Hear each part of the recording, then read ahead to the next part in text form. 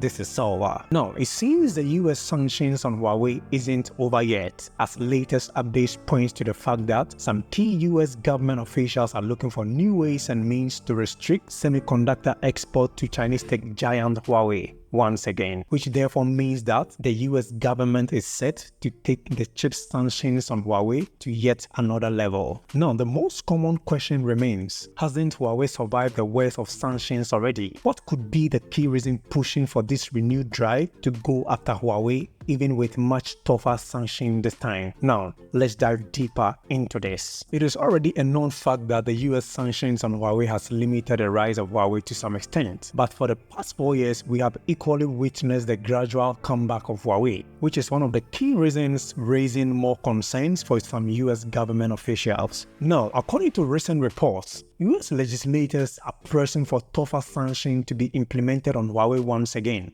as it seems the current US sanction on Huawei hasn't really broken down Huawei as expected. Now, with the recent breakthroughs attained by Huawei in key areas such as Huawei being able to reclaim the #1 spot in the Chinese smartphone market, as well as Huawei's ability to develop their own 5G chipsets, even in the midst of US sanctions. Aside this, we even saw Huawei releasing the world's first tri-foldable smartphone, shocking many tech lovers around the world. Beyond this, one of the key areas causing eyebrows to be raised among US government officials has to do with the fact that Huawei has been able to step up their game in another strategic area, which has to do with the manufacturing of AI chipsets. These bold moves of Huawei in recent time is allowing AI chipsets manufactured by Huawei in collaboration with another Chinese tech giant, which is SMIC, to become a substitute to chipsets manufactured by Nvidia, with major Chinese tech firms planning to ditch foreign-made chipsets and opt for locally made chipsets, for which Huawei remains the best option available.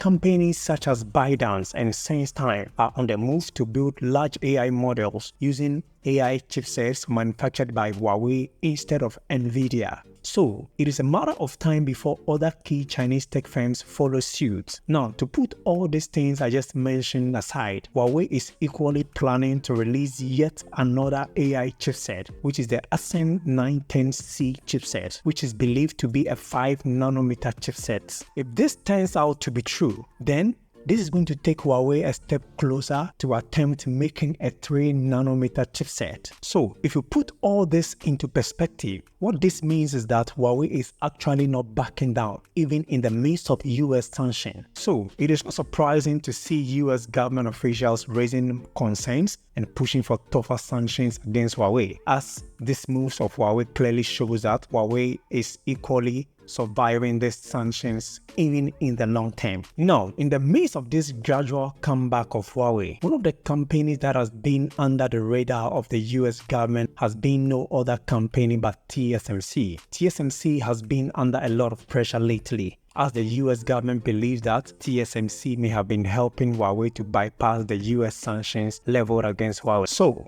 we wait to see the outcome of this new push for tougher sanctions on Huawei. But one thing that is clear and stands out is the fact that Huawei seems to be focusing on gaining self-reliance, especially from the use of foreign technologies. So, what is your take on this? Do you think Huawei is really a threat to the US, or this is purely an attempt by the US to maintain their dominance in the technological world? Kindly let me know your thoughts in the comment section, and if you find this content informative, kindly don't forget to subscribe so you don't miss my next update. See you in the next update. Peace out.